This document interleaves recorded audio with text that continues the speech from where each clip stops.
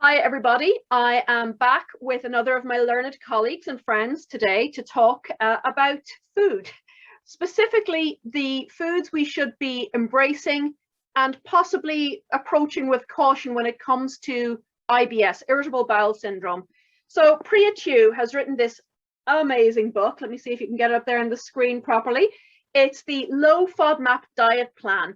And Priya, thanks so much for joining us today for a chat. And maybe you could just introduce yourself. I'm sure viewers of BBC will recognize you.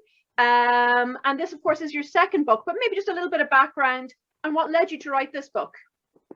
Yes, so thanks so much for having me, Michelle. It's a complete pleasure. So my name's Priya, I'm a dietitian, and I primarily work in freelance practice. So I do one-to-one consultations with people, but I also work with brands, I do social media work, and I also do media work, which is where the BBC reference comes from, although you're more likely to see me on Channel 4 these days. Yeah, moving over. So we went into lockdown and work was, an interesting thing in progress. And just as we went into lockdown, I was asked to write my first book, which is a book called The DASH Diet. So I jumped at the chance because book writing is something I've always been very interested in and I'd never done. And my goodness, that took me through that first lockdown period, navigating, writing the book, homeschooling, all of those things. But I really enjoyed it. And so when the publishers then came back to me and said, actually, we want a book written about the low FODMAP diet, it did make me pause because this is such a complex topic. And I did think, oh, how on earth am I going to do justice to it? But I jumped at it again because I've just really enjoyed the process of writing the book and learning about that. So yeah, that's a little overview as to who I am. Brilliant. Well, I think it was, I don't know, it might have been Albert Einstein who said that if you want to really show your understanding of a topic, you should be able to explain it to a 5-year-old. You should be able to really just break it down to its simplest components. And that is one of the things that I love about this book, is that it takes a potentially really complex topic, but breaks it down into, pardon the pun, but bite-sized pieces, and really, really accessible. And it's also taking the abstract concepts and the literature and the research, but actually, and now here's what you can actually do with it. The recipes are great in it. There's breakfast, lunch, and dinner. There's a feta and roasted vegetable tart that I have in my future eating plans. But I think where we might start is actually just talking about, why do our bowels get irritable? I found my little irritable bowel this morning. I thought it'd be good for company. Why do our bowels get irritable, and what exactly is IBS? So IBS is exactly what it says. It is irritable bowel syndrome, and it's where our gut and our bowels get irritated. So that can mean that you have abdominal pain, you have diarrhea, you have constipation, you have bloating and distension, which are two separate things. You get flatulence, you get wind. So it's all of those types of symptoms that just feel very, very uncomfortable. And some people just tend to have a more sensitive gut than others. Now, this is known as visceral hypersensitivity. It's where actually your entire system just reacts more than other people's do, and that could be to stress and anxiety, it could be to certain foods, it could just be to your whole lifestyle. Yeah, so obviously we've been through a pretty stressful journey as a planet for the past 18 months. Do you see that increased level of stress and anxiety and unsureness having an effect on people's dietary symptoms? I've certainly been getting a lot more people coming through clinically who are suffering from IBS, and that was even before the book came out. Wow. So with IBS, what are the best treatment strategies for it? Why and what are low FODMAP approaches? So with IBS, the low FODMAP diet is something that's been around since about 2006. And it is something that if you go to the GP, you might automatically be told, oh, you've got IBS, go look this up. However, I would jump in and say that there are some first line strategies that we should be trying out first, because this diet is restrictive and it does take a lot of time and effort.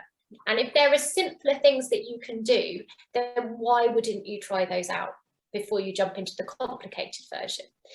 So those simple things are For example, looking at your meal timings. So are you going longer than 4 or 5 hours between meals? If you are and you have a sensitive gut, then that could be a problem.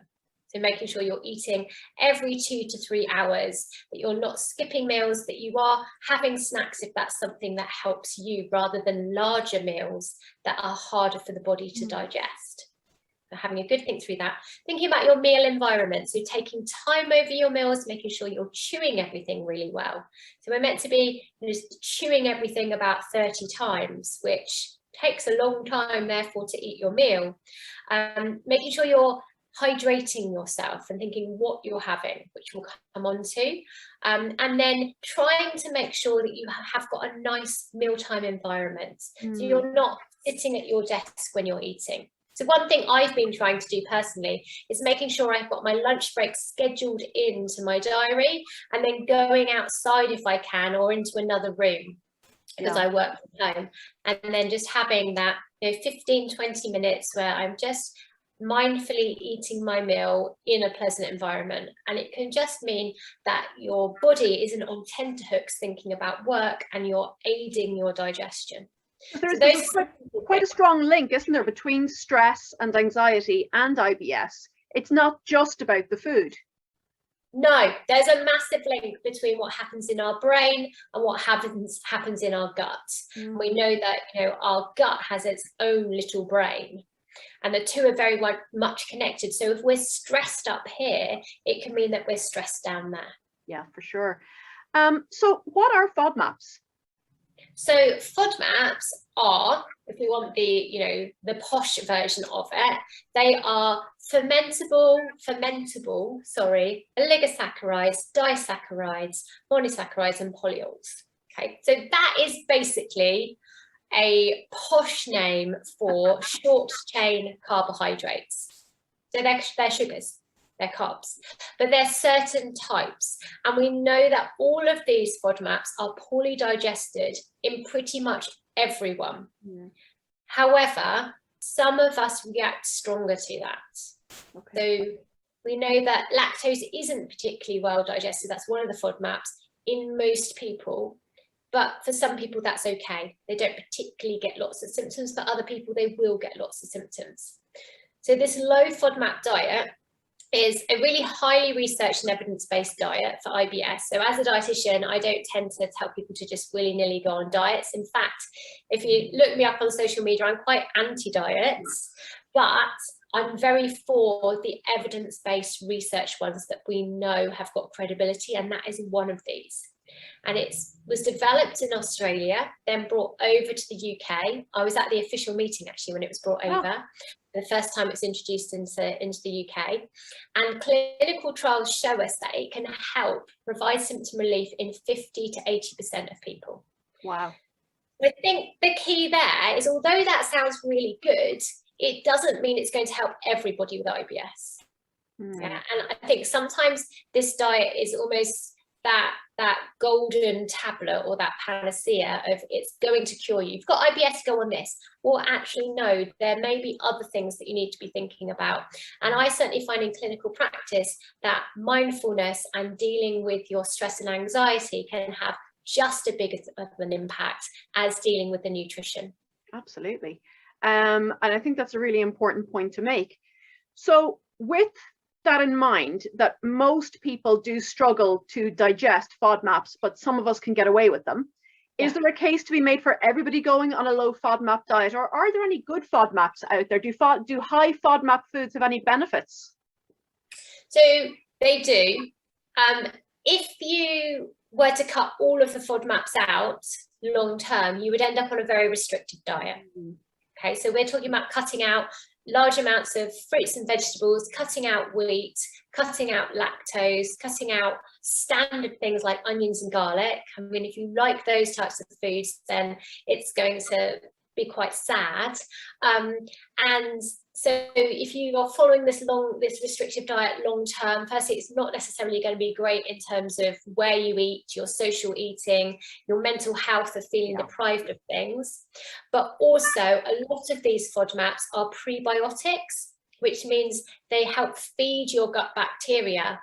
And the evidence shows us that people who go on a low FODMAP diet, their gut bacteria is impacted by that.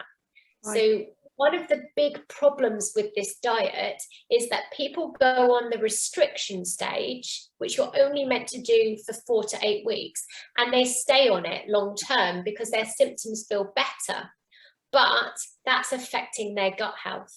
So therefore, it's really important that people start reintroducing and finding which individual FODMAPs cause them a problem and how much of them.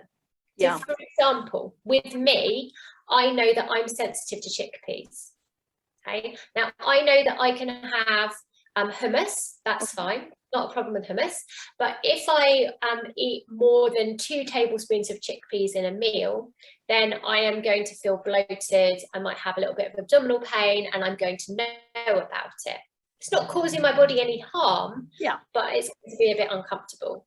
So, you know, I think it's an amazing thing to be able to find your individual tolerance to things and go, do you know what? This is how my body works. Isn't it amazing? Individually, our digestive systems are so different.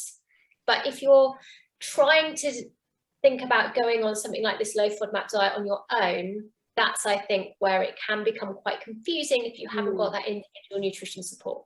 Absolutely. And it's a really important point that's made in your book as well, that there are those 3 stages to engaging with a low FODMAPs diet. There's the restriction stage, the reintroduction stage, and the personalization stage, where you're trying to figure out, again, you know, through that lens of bio-individuality, in that, you know, it's not going to be one size fits all. We do want to have a diversity of plants in our diet, particularly. So you're saying folks should stay on the restriction phase for maybe 4 to 8 weeks? That's really going to depend on when their symptoms start to resolve. So for some people, they will go on it, and within a couple of weeks, they'll say to me, oh, I've noticed that I'm feeling so much better. But other people, they could get to 6 weeks and say, no, not really noticed anything, in which case we might give it a little bit longer. We might say, yeah, this isn't working for you. Let's try something else. So yeah, I would say plan in your head that you're going to be on the restriction stage for 4 to 6 weeks. But what a lot of people don't realize is when you come to reintroducing all of those foods, you still have to stay on the restriction stage. So you might introduce apples.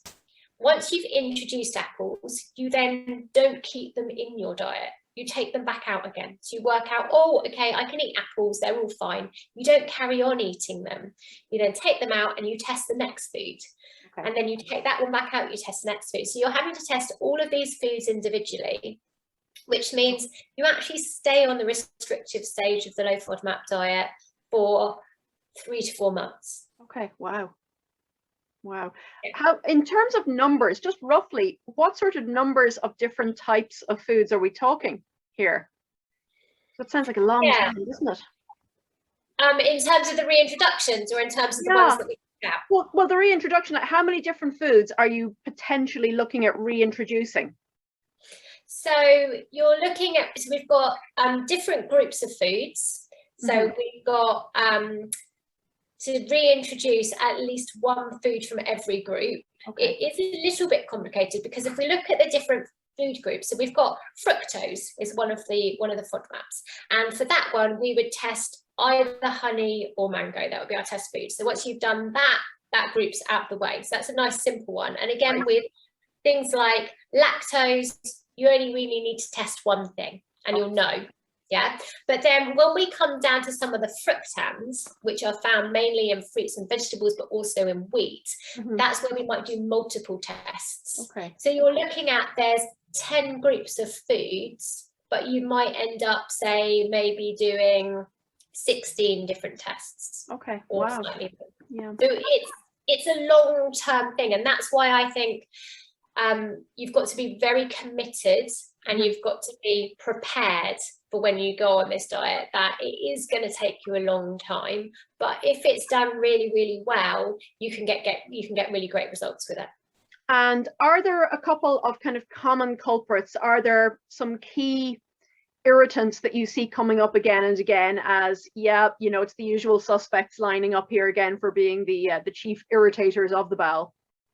Yes, yes, there definitely are. And I think that's also helpful to think about. If you can't commit to doing the low FODMAP diet in its entirety, then actually working with somebody who knows the main triggers can kind of go through your diet and go, oh, look, you eat a lot of this. Let's just trial cutting this out to start with. So some of those main triggers are onions and garlic. They can really be a big one. Sometimes it's one, sometimes it's the other. Heartbreaking. And then the beans and the pulses are also some of those, and then the more brassica vegetables as well can be some people it's leeks, so anything in that onion family. And then things like artichokes can be one as well. So we do know that there are certain ones that seem to be more prevalent. And so sometimes, as I said, that can be a good place to start with someone who can't commit to doing this whole thing. We'll be like, okay, well, let's just try cutting out this group and see how your body does. And now let's move on and let's try this. It's so interesting, though, like what you said at the start, that you're okay with hummus, but not with chickpeas. And I wonder, is that something that you see, coming up a bit, that people are okay, say, with they might be okay with like fermented dairy, like yogurt. Maybe they have a hard time with a glass of milk. So is it worth trying different formats as well? Yeah. I think ultimately with this diet, it's one of those ones that is almost a work in progress as you go through. So you might get to the end and be in the personalization stage. So we've got 3 stages. We've got the elimination, where you go on the strict version for 4 to 8 weeks, and then we've got the reintroductions, where we're going through these 10 groups and we're trialing all these foods and ticking them off our list. And you try every food for 3 days, eating more and more of them until you find your limit. And then we've got the personalization. So there's all these other foods that you haven't tried but potentially are okay with, but it's a really good idea to then go through each of those and go, right, am I okay with this one? Am I okay with it in this amount? Am I okay with it this way? And yes, there will definitely be people who aren't okay with a lot of lactose but can take a little bit. So maybe they can manage milk in their cereal, but that's it for the day. Or maybe they're okay with kefir because it's fermented, but they can't have it this way. Like Greek yogurt is always a great one. So some people are okay with Greek yogurt, but they're not okay with other forms of yogurt. So it's all very nuanced, and that's where I think it becomes vastly oversimplified to just cut out this and then reintroduce these. Actually, no, there's so many other little things that go beneath the surface that, I think as a dietitian, I'm continually learning on the job as I go, so that my knowledge almost gets more and more each time I work with a patient. Do you think, so I've a 2-part question that's kind of related. So why do you think more women than men are affected? And also, can it change as we get older? Can you tolerate something at a younger age and then maybe not tolerate it, say, perimenopausally? Do you think hormones have a part to play in gut health? Oh yeah, huge part to play. And I think most women, if you get them to track their food and track their cycle, they can start to see some connection between that themselves. So yes, I think we know that there is definitely more women than men who suffer from IBS. So 5 to 12% of the total worldwide population suffer from IBS. And when we look at men versus women, it tends to be 14% of women, 9% of men. So it is, it is more women than men. I think that probably is down to hormones. We don't really have an answer as to why it is, but I would hazard a guess that's why. And then coming on to the second part of that question, yes, absolutely. Our digestive systems, our guts, our whole bodies change as we go through life. So why wouldn't our gut health and our digestion change? It will. I've actually seen this in my dad, where he suddenly can't tolerate lactose as well. And there's certain foods, and I've been working with him on his nutrition, and it's been really interesting, then making the link and going, this is because you're aging and your digestive system isn't working as well. It's not pushing things as well through your gut. It's not absorbing as well. And it's just a sign of aging. Yeah. That's, you know, the analogy that I often use is that in the same way that we tragically don't look the same as we did when we were 16, you know, we age on the outside, but we can get some wrinkles on the inside as well. And things, you know, things do slow down a little bit. It is particularly interesting when you are trying to coach your parents, particularly your dad, speaking from personal experience about things like this. Because I think the dads, their daughters are always only 12, you know, and what would they know? But I was reading an interesting article a couple of weeks ago showing that one of the leading causes of digestive issues in older people is that sometimes they can get a little bit set in their ways as well, and they don't have as wide a variety maybe as we would like, you know, and to try new things and see how they respond as well, you know, maybe a different vegetable or even a herb or spice in your cooking that you're not used to, and just to keep within obviously the realms of gut health, to keep as much diversity as is comfortable going on in there. But as you said, just listening to the body all the time, the body will tell you what it needs to a large degree, and you have to just listen and obey. Yeah, absolutely. I'm a huge believer in that. Yeah. Priya, so like in terms of signposting people then who are having digestive issues, do you recommend like going to your GP? Should they seek out a dietitian like you, a nutritionist? What's the best way to go?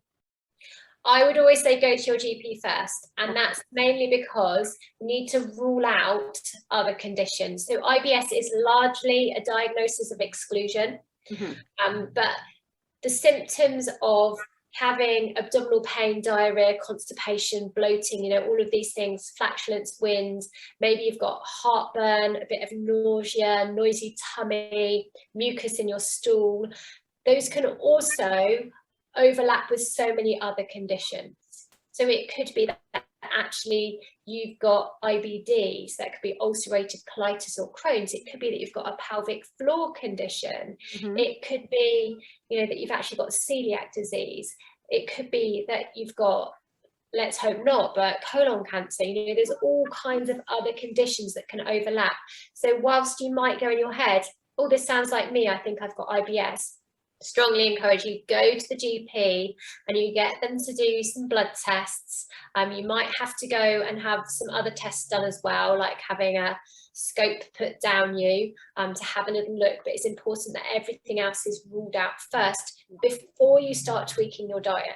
Yeah, because sometimes then by changing your diet, you're actually going to alter some of the test results. Absolutely. So that's really, really key. And then if you do get that diagnosis of IBS or whatever it is, diverticulitis, you know, whatever the disease might be, then that's the time to either ask your GP to refer you to a dietitian or to seek somebody out, such as myself, who works privately.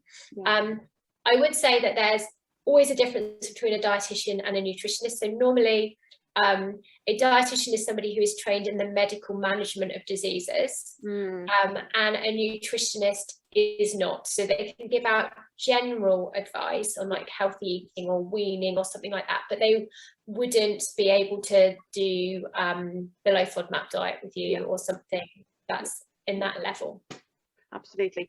So ideally, you know, once you've cleared everything with the GP, and to not be as scared, because you know, everything is figure outable once you come up with a diagnosis. So don't be scared to go to the GP. They've heard it all before.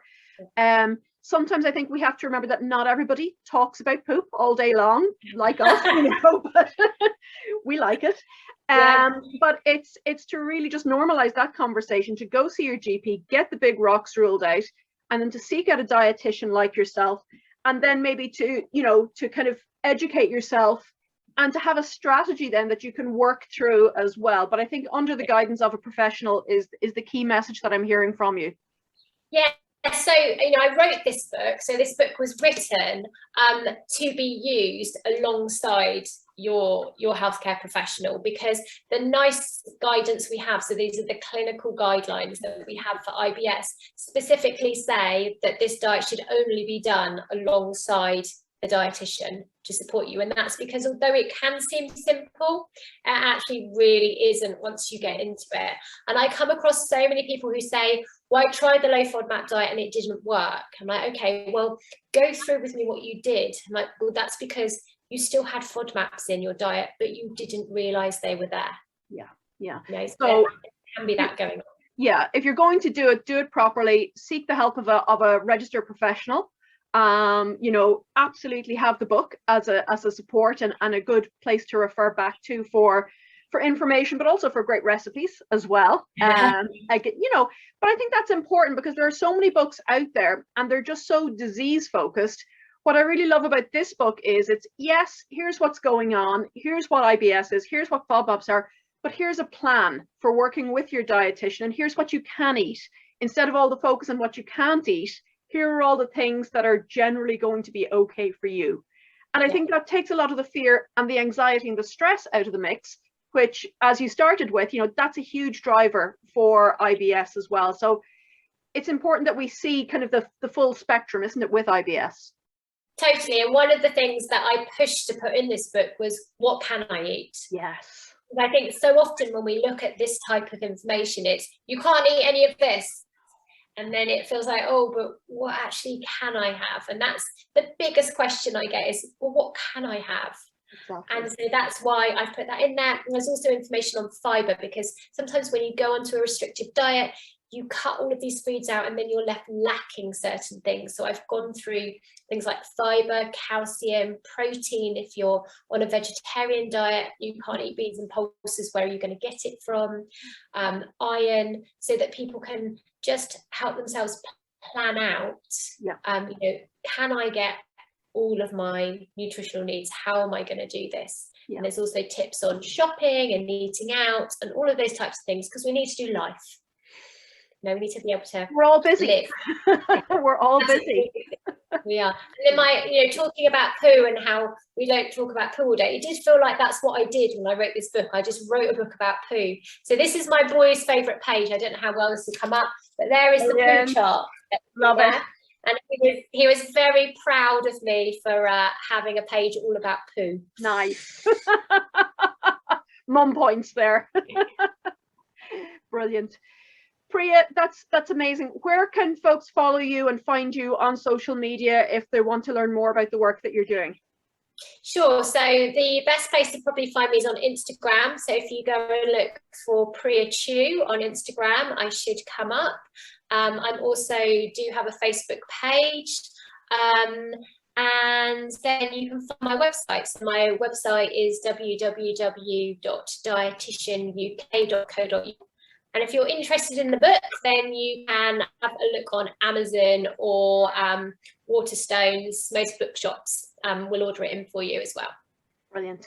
Thank you so much. There were so many knowledge bombs in that chat, and I thought it took away a lot of the fear factor that a lot of people have about the potentially long-term restrictive nature of Fodmap. So it's not a lifelong commitment. It's a dalliance to find out what works for you, and then, you know, learning to make peace with your bowel. Stop irritating it. Priya, thanks a million, and highly recommend the book to everybody, and highly recommend that you follow Priya on social media, because, you know, not only brilliant dietary advice, but some pretty high-end Pilates moves as well out there. She's a woman of many talents. Priya, thanks a lot, and hopefully we'll see each other soon. Thanks, Michelle.